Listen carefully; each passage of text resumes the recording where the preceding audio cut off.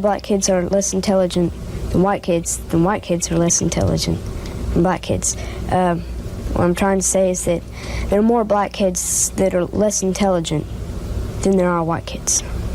And if they call me a nigger, what I do is I just hit them. I left that edit in.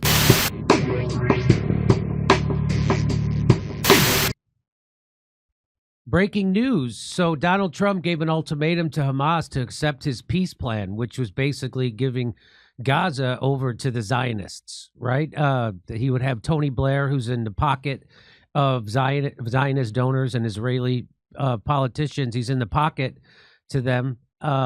Larry Ellison, to be exact, he gave him $350 million to Tony Blair. So they're going to rule over the people who are war criminals, and Zionists are supposed to rule over Gaza. And that was Donald Trump gave an ultimatum that if you don't accept this peace plan by October 5th, that he's just going to let Israel just completely wipe out everybody, like they've been doing. So, but breaking news, Hamas has agreed. They've agreed to release all the hostages after Trump's ultimatum. They've agreed, okay, we'll release all the hostages, which is what my advice was. My advice a long time ago was just go ahead and release them. They're not getting you any leverage. So, but they're using you keeping those hostages as a reason to keep killing you and slaughtering people. So give up the hostages and take away their reason for doing so. And apparently they've agreed to do that now. Hamas has agreed to some terms in the U.S. president's Gaza peace plan, but seeks more negotiations on others. This announcement came after Trump gave Hamas until October 5th to accept a deal to end the war and release all the hostages the terrorist group took during October 7th.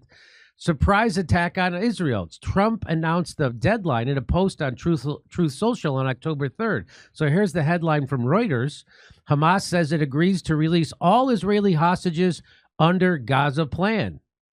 Hamas on Friday, that's today, had agreed to release all Israeli hostages, alive or dead, under the terms of U.S. President Donald Trump's Gaza proposal, and signaled readiness to immediately enter mediated negotiations to discuss the details. Now, you remember the last time they did this, the last time they had negotiations was in Qatar. And so they had Hamas meeting there to try to work out an end to the war, and then Benjamin Netanyahu and Israel bombed the peace negotiations and killed a bunch of, so that's not good. So we'll see what happens. I don't know, where are they supposed to go to negotiate now, and are they going to have assurances that Israel won't bomb them when they're doing the peace negotiations? Bloomberg TV says Hamas agreed to release all Israeli hostages captured in its October 7th attack, but said the rest of President Trump's 20-point peace plan would be subject to negotiations. That's what Bloomberg EM Post reports. So let's listen to this. President Trump had given Hamas until Sunday at 6 p.m. to give an answer to his 20-point plan. What we've received here in the last few minutes is a statement from Hamas saying that they are willing to give up all of the hostages, both living and dead, which has been a big priority for President Trump. But what we're not seeing, which is perhaps equally important, is an acceptance of all of the 20 points on the plan that was unveiled on Monday by President Trump, alongside Prime Minister Netanyahu. And so that's going to be key to seeing what the U.S. response is now. The idea that some of these points, which we've talked to experts who have said certain things like Hamas agreeing to unilateral disarmament, might be very difficult for Hamas on the ground in Gaza to accept. And so looking to see what those discussions look like, where the two sides remain apart, and what they might be able to come to agreement on there in terms of a path forward. Hamas says that regarding those other matters, that a unified national stance is needed to address any relevant issues regarding the future of the Strip. What does a unified national stance mean in this context? Well, that's a great question. There's been an open question about who will govern in Gaza after the war. I was a couple of weeks ago in Jerusalem with Secretary of State Marco Rubio and with Prime Minister Netanyahu, and I asked them both about the planned Israeli offensive since August to go into Gaza City. And what both had indicated was that they were hoping there would be a way to bring the war to an end, for Hamas to give up the hostages without that having to happen in terms of that potentially devastating operation. But for Israel, it's key that this October 7, 2023 terrorist attack, 1,200 people killed. Yeah, lots of those people killed by Israel. IDF killed their own people through the Hannibal directive. More taken hostage, that this never could be repeated. And so whether that is the Palestinian Authority, which there's been some skepticism, certainly for Israel not acceptable for Hamas to remain in power, that's a key question for us going forward.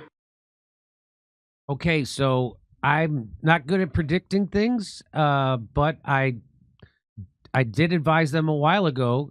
And of course, nobody listens to me over there, but I was like, this obviously having these hostages is not getting you, and it's not stopping Israel from destroying Gaza, flattening it, and bombing hospitals and churches and Christians and Muslims and everybody in between.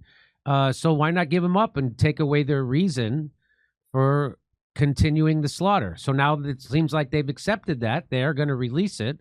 My prediction is they don't want that, meaning Benjamin Netanyahu and Israel.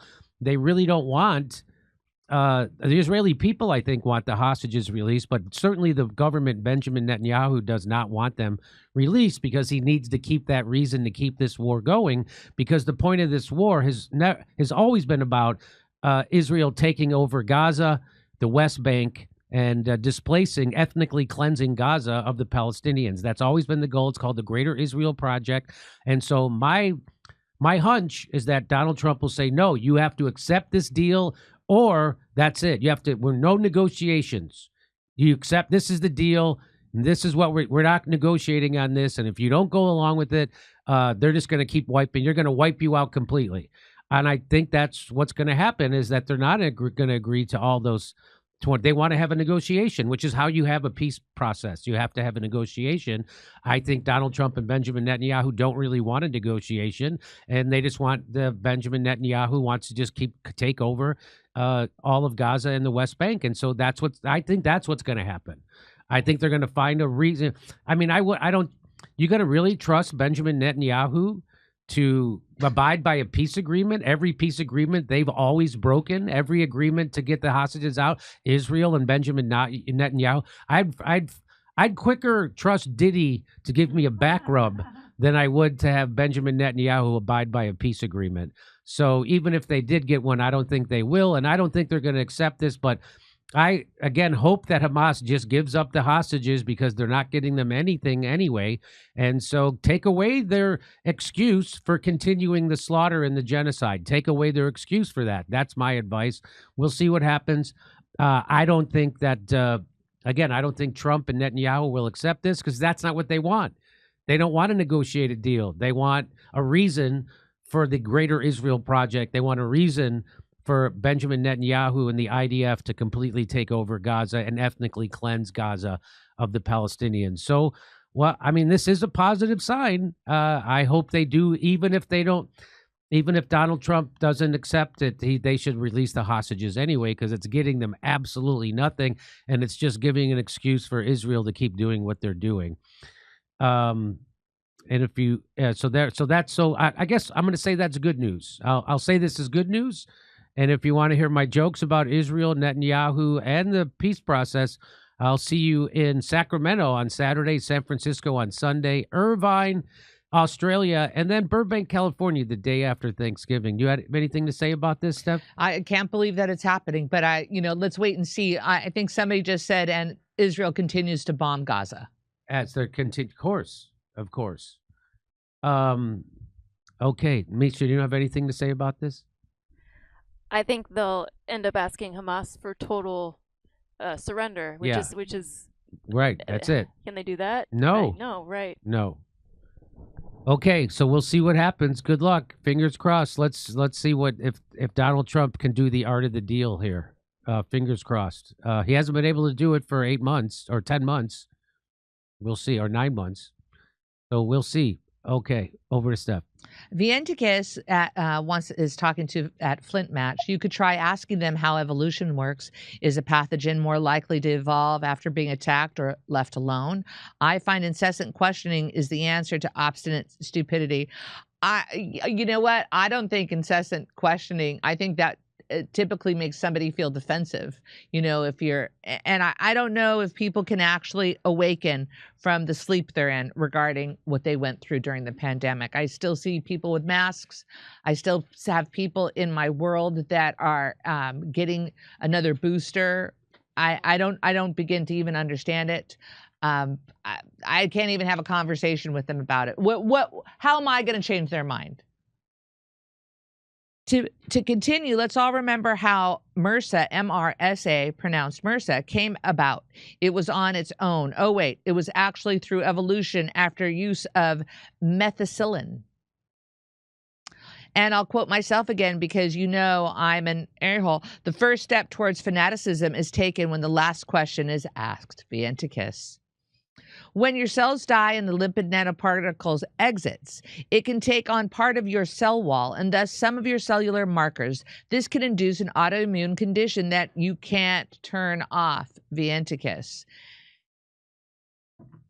Oh, I read that one. Okay, here we go. I especially liked how doctors would say they were an expert on masks. Since they were suddenly so familiar with filtration technology, I asked them to look at my electrostatic precipitator for me. By the way, the ionic breeze device is an example of an electrostatic precipitator. Vientikis. Okay. Vientikis, thank you so much. Back to Mr. Jim.